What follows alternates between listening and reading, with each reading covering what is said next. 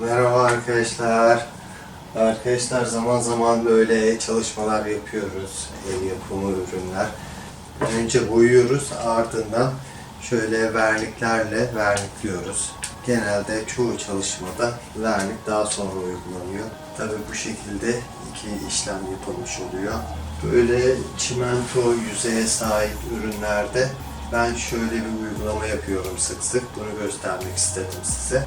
Aynı zamanda spoiler vermiş oluyorum arkadaşlar. Bir dahaki videomuzda bu çalışmamızı göreceksiniz. Yapım aşamalarını bir sonraki videoda izleyebilirsiniz. Şimdi iki işlem olmaması için ve çok etkili bir boya yapmak için şöyle bir uygulama yapıyorum arkadaşlar. Önce tabağa boyamızı alıyorum.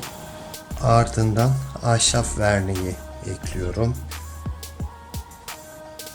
Bu tiner bazlı vernik arkadaşlar. O yüzden biraz da tiner ekleyeceğim. Bu şekilde karıştırıyorum.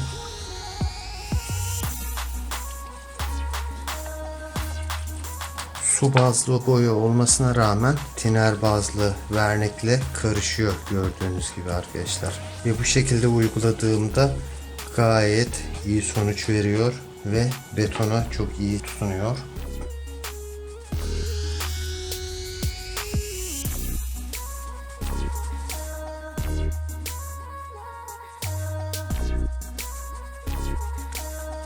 Arkadaşlar vernikle boyayı karıştırdım ve o şekilde boyadım. Şimdi kurudukça çok sağlam yapışacak, emin olabilirsiniz. Şimdi ikinci dokunuşa geçiyorum. Siyahın üstüne istediğiniz, artık hayal gücünüze kalmış, İstediğiniz bir rengi şöyle süngerle uygulayabilirsiniz. Bu sayede doğal kaya görüntüsü sağlarsınız.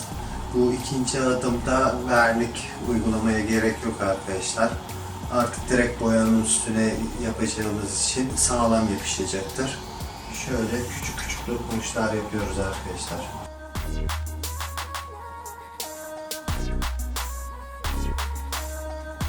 Ben beyaz, gri ve çok az mavi ekleyerek böyle bir renk elde ettim. Bu renkle tamamlıyorum.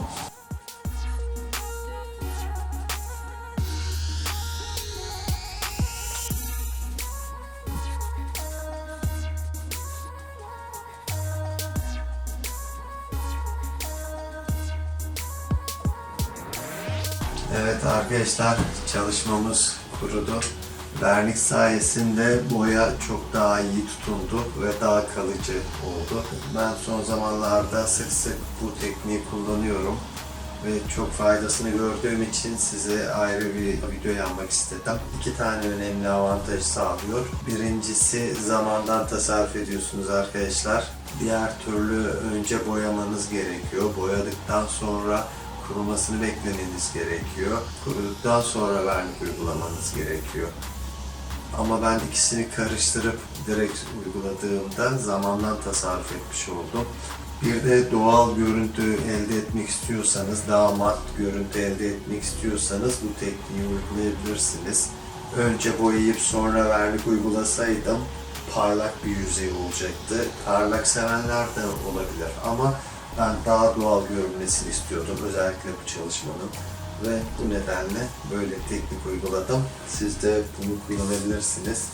Arkadaşlar, bu çalışmamın tüm yapım aşamalarını bir dahaki videoda, bundan bir sonraki videoda paylaşacağım. Adım adım her aşamayı göreceksiniz.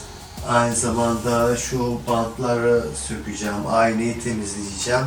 Son final görüntülerini de o videoda görürsünüz arkadaşlar. O yüzden takipte kalın. Kendinize iyi bakın. Hoşça kalın.